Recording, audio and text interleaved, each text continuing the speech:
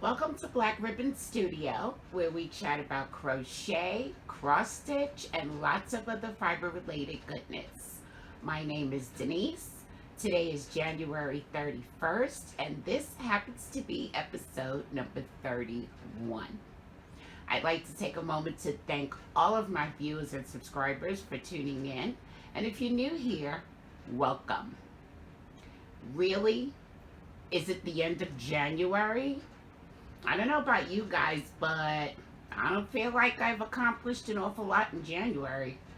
Probably due to the fact that I haven't had an awful lot of finished objects. I've got a lot of projects started, a lot of projects going, but I don't feel as if I've really accomplished much or finished much in the month of January.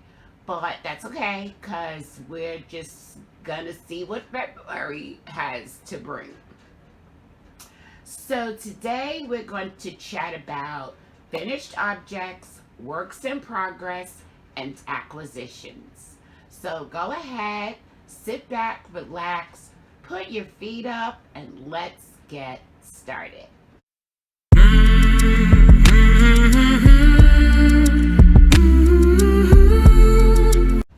Of course, I want to start today with finished objects. And as you may remember, I did a video, which I will link down below, of a hand dyeing experiment. I actually went ahead and dyed some cotton yarn on camera for you guys. And the result was supposed to be a dusty pink. Now, it's funny, my shirt's bothering me, so excuse me. But it's funny that the color was supposed to be a dusty pink. I sort of would consider this shirt to be a dusty pink, just coincidentally. As I'm speaking about it, I'm realizing that. But I'm going to go ahead and show you the results.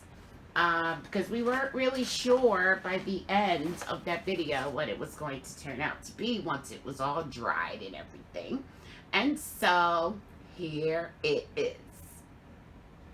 I think it's kind of pretty, and it really does kind of look a little dusty pink, although I'm still on the fence about that. But I'm gonna go ahead and call this rose gold. That's going to be my rose gold hank, guys. It did turn out really nicely. I think that I would have probably been happier with the results if I had maybe used a little less dye, or if I had left it in the dye pot for a shorter period of time. I think what my problem is with it is that I wasn't really expecting it to be this dark. I also have to keep in mind the fact that I only dyed one hank in a complete dye bath. So I'm pretty sure that that had something to do with it as well. But I want to thank everyone that joined me on that journey. It was a lot of fun, and I'm glad that I had a chance to show you guys what I did and how I did it. So thank you so much for that. Now we're going to go ahead and move on to works in progress. I am still working on the C2C graph gan. That's coming along very slowly. I again have all day tomorrow slated to work on that. And once I feel that I've gotten some good progress going, I'll go ahead and I'll show that to you guys again. Now, I started this week, I started working on the One Ball Shawl by Monroe Rd. I was inspired to make this shawl by Z, who is Zelda NRJ3, for those of you who don't know her.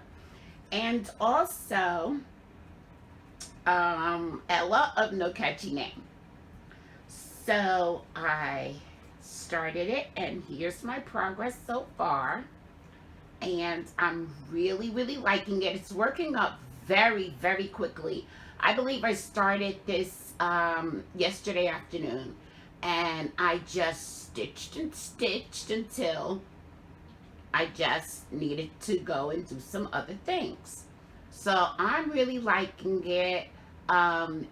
It's coming along beautifully. I definitely see more of these in my future because it's such an easy pattern to follow, and it works up really quickly. Now the yarn that I'm using is the yarn that I received in the giveaway that was done by Veronica at Vero's Crochet Gifts. And here it is, all hanged up. Look at those colors. It's just so beautiful. And I would consider this, I think, a light 3. So, excuse me guys, I'm going to use as much of this cake as possible so that it could be nice and big and flowy, and it's really lightweight. So I think it's going to transition from winter into spring really well. And this yarn is from the Smoky Mountain Spinnery in Tennessee. I just think it's gorgeous. I love it. And it's a joy. It's a joy to work with. So there's my one ball shawl. And so what I've also been working on, I showed you guys last week that I was almost done stitching on my little gingerbread man. And here's how he looks now. So I have to say that all of the stitching has been completed. However, it's still a work in progress because I still have to now add beads, which I thought that I might have the beads on hand, but it turns out that I don't have the right size beads or the right type of beads. So what I'm going to do is I'm going to go ahead and place a big order for the next few cross stitch projects that I want to do. And I still need to go ahead and finish this guy as an ornament. So let me give you one more look at him.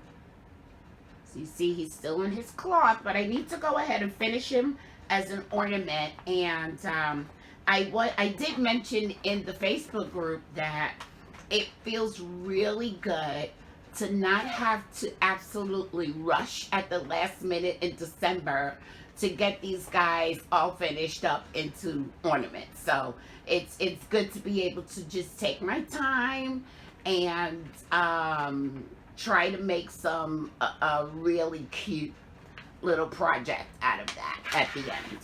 So that's good. Now I have some acquisitions. I don't know if you can actually call them acquisitions, but I did go last weekend. I went to my storage to recover, my voice is so raspy today, excuse me, to recover my cross stitch books that I mentioned to you guys. I have a whole box of cross stitch books, and I went through them because my purpose is now to focus on Christmas cross stitch. So I thought I would go through my stack of books and see what I could get rid of, what was not Christmas related, what I'm not interested in anymore. And but primarily I had started to collect the Better Homes and Gardens Craftways cross stitch Christmas books, which I only recently discovered have been being published annually since 1995. And I knew that I had a couple of these books in storage. So once I discovered that and decided that I am now on a quest to collect all of the books, that makes 25 books in total. I had to go get my books to see what I still had. And so there were 3 more books in storage. And I can't, well, I'm just not going to tell you right now what years they are. Well, you know what? Never mind. Yes, I am. Yes, I am. Because I put little tabs in them so I can see what year they are very easily. So this is the Cross Stitch Christmas from the year 2000. Okay. And then I had another one in storage that is from 1999. And I actually remember stitching several of these projects. Okay. And then a third one from 2013. All right. So that means that I now have 5 of the 25 books on hand, and I'm really excited about that. I can't wait to go ahead and continue my collection. So far, it's been a lot of fun looking through the books. I love everything in all 3 of these books, so I'm really glad that I found those. Now, I showed you, and I may have mentioned that when you do cross stitch, we cross stitch on several different types of material.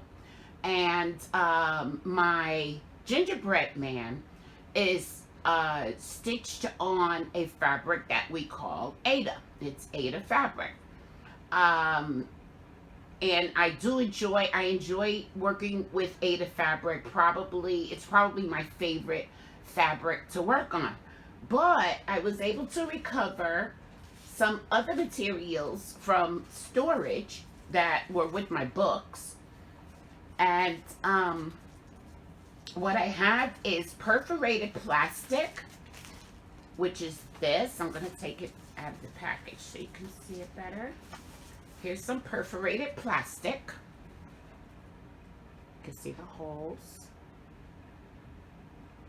And this is usually what I use to stitch on when I'm making refrigerator magnets. I like to stitch on the perforated plastic for that. And then there is such a thing as perforated paper. And I'll show you that. Here's the perforated paper. And this is also very nice to stitch on. And you can use it for a lot of different, it's got a lot of different uses for it as well. So I'm just going to put that back in there. Maybe not, because it's kind of stuck. And hold on one second, guys. I dropped something. So, that's just to give you an idea of the fact that there's many different fabrics that we stitch on, including linen, which I've never tried stitching on linen yet. I think I'm a little afraid of it because, as you could probably imagine, the holes that you need to stitch through are very, very small. They're very, very close together. And so for me at this moment, it's a little intimidating, but we'll see. I may get there at some point this year. I can't promise it, but it's on my radar. Now, I also, once I purged through my cross stitch books, I realized that I do have several books that I am willing to either sell, give away, or gift. So I love it if you guys can mention for me in the comments whether you're interested in, first of all, seeing what books it is that I have, And number two, if you would be interested in possibly receiving some of these books as giveaways. So go ahead and leave me a comment down below so that I can see whether you guys are interested in such a thing.